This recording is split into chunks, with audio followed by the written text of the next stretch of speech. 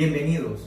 Hoy veremos el tercer libro del Código Civil, que es la sucesión por causa de muerte.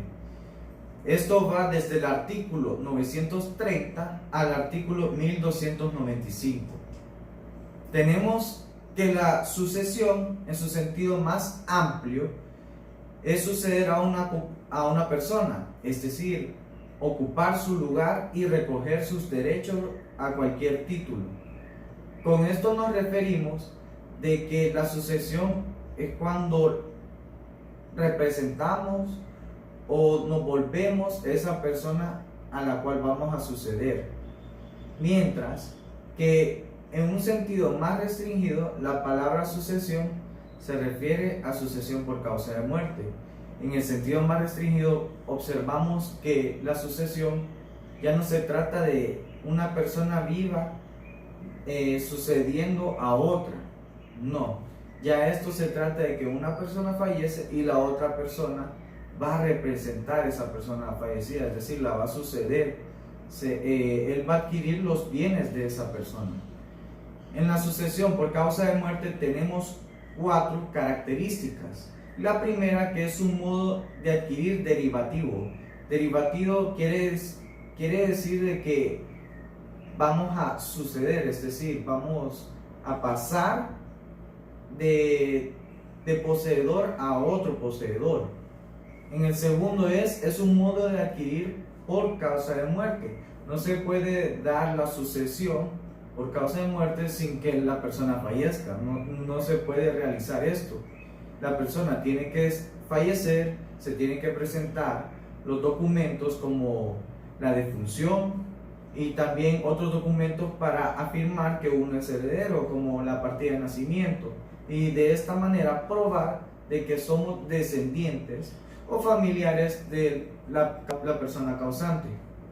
El tercero es un modo de adquirir a título gratuito. Y el cuarto y el último, que es un modo de adquirir que puede ser a título universal o a título singular. El título universal es cuando el causante fallece. En ambos conceptos, en el universal y en el singular, la persona fallece. Pero en el universal, el causante tuvo herederos. Y estos herederos lo suceden en todo su masa hereditaria. Todo el patrimonio que esta persona tenía, los herederos lo obtienen. Y a título singular es cuando ya la persona, el causante, hizo un testamento. Y al escribir el testamento, él fue específico y dice: le dejo a Pedro y Carlos. Entonces con esto podemos observar de que es más específico. Es a una persona, es un bien. Podrían ser 2 bienes, 3 bienes, pero dejamos específico. Mientras que el título universal, todas las cosas se lo reparten entre los herederos. Y si es solo un heredero, este va a ser el dueño de todo este patrimonio que dejó el causante. Podemos ver que los protagonistas o las partes para que se haga la sucesión por causa de muerte es el causante, el que fallece, y los sucesores o asignatarios. Sucesores porque lo van a reemplazar a él, mientras que asignatarios es porque la persona, el causante, escribió quiénes van a ser sus herederos. Las formas de suceder a una persona. Las formas de suceder pueden ser de 2 partes. Es decir, cómo vamos a saber qué bienes le toca a quién. Entonces aquí observamos que hay 2 alternativas. Una, que es la primera que se tiene que observar, es la testamentaria. Es decir, que el señor, el causante, antes de fallecer o muchos años antes, uno puede hacer el testamento en cualquier circunstancia, en cualquier parte de su vida. Entonces las personas, el causante escribe un testamento ante notario público y siguiendo unos requisitos legales como testigos. Entonces el causante hace un testamento en el cual dispone de los bienes a Ana le va a tocar a esto, Pedro le va a tocar esto, Pablo me va a suceder en todos mis negocios, mientras que en la otra forma de suceder es intestada o apitestato. Esta apitestato es una palabra en latín y se refiere a por ley. Por ley es cuando se utiliza cuando el testamento está nulo o no existe tal testamento, es decir, que el asignatario no hizo ningún testamento. Entonces viene y se utiliza el apitestato, que por ley, la ley nos ayuda y nos establece un orden de los herederos, de la cual van a suceder al causante. La sucesión testada, les voy a explicar. La sucesión testada o testamentaria es la transmisión que el causante hace de sus bienes, derechos y obligaciones. Es decir, que cuando uno fallece y le pasa a otro los bienes una vez fallecido, uno tiene que tomar una decisión. Si aceptar esos bienes, tal vez puedan ser muchos beneficios como casa, trabajo, una empresa, pero además de esto se pueden suceder las obligaciones, las deudas, no solo las ganancias, no solo los beneficios, sino que uno también, si el causante debía 10 millones de lempiras con una empresa, uno no sucede solo la empresa, no va a decir yo solo quiero la empresa, no quiero los 10 millones de deudas. No, uno sucede hasta las deudas, así que uno al momento de suceder tiene que pensarlo, puede aceptarlo o rechazar la sucesión. Entonces el causante hace de sus bienes, derechos y obligaciones transmisibles a la persona o personas que designa en un testamento para que le sucedan después de su muerte. Puede dejar a 1, 2, 3, 10 personas, 100, depende de los bienes. Y podemos ver varios diferentes tipos de testamento. Tenemos los testamentos más comunes, testamento solemne, que puede ser abierto o cerrado. ¿De qué depende esto? Pues depende de la cantidad de testigos, depende de la secretividad que quiere tener el testador. Después tenemos testamento menos solemne o privilegiado, que esto es otorgado sin asistencia. Es decir, que cuando no se ocupa la autorización o la presencia del notario o de testigos.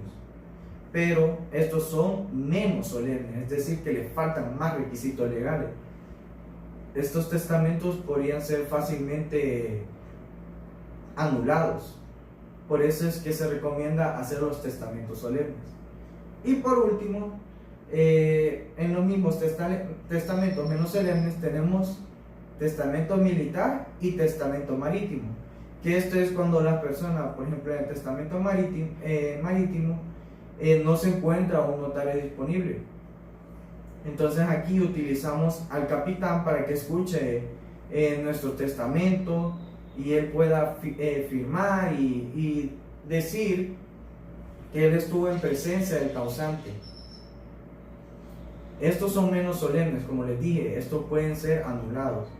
Y por último tenemos el testamento militar, que es igual, vaya, por ejemplo, si un ejército, un pelotón de Honduras va en una misión a otro país, uno no lleva un notario para que pueda dar fe, porque el notario es un ministro de fe pública, él da fe de que las cosas ocurrieron.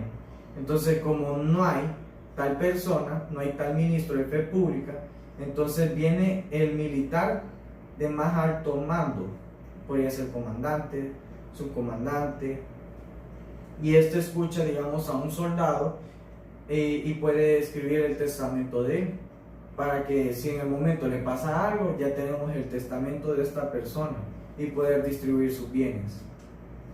Ya tenemos la sucesión testada, y la segunda forma de suceder es la sucesión intestada, que es la que se propone por medio de ley. La ley clasifica a los parientes en orden o en clase, es decir, que tenemos una orden. Los primeros dicen los descendientes, los segundos el cónyuge, los terceros los ascendientes, los cuartos los hermanos del mismo causante, los quintos los demás colaterales, primos, y por último tenemos al Estado, en lo más específico el municipio. Es decir, un ejemplo es que si uno fallece y no tuvo hijos, entonces el segundo orden iría el cónyuge. Si no tuvo cónyuge la persona, entonces en el siguiente orden serían los ascendientes, que son los ascendientes, son los padres del causante. Puede ser padre, la madre, los abuelos, si no están los padres. Y cuando no se encuentran ascendientes, vamos siguiendo el orden. El siguiente serían los hermanos del causante. Entonces se transferirían los bienes a los hermanos. Si no existen hermanos, pasamos a los demás colaterales. En este caso serían los primos. Y por último, tenemos al municipio, ya cuando no hay ningún familiar en el cual pueda reclamar los bienes de este causante, el Estado se lo queda al municipio. Si él se murió en Tegucigalpa, los bienes quedarían en la municipalidad de Tegucigalpa. Ellos dispondrían de los bienes de él. Muchas gracias. Recuerden leer el libro del Código Civil para poder comparar los artículos y además leer algunas otras disposiciones o explicaciones en sí del código. Gracias.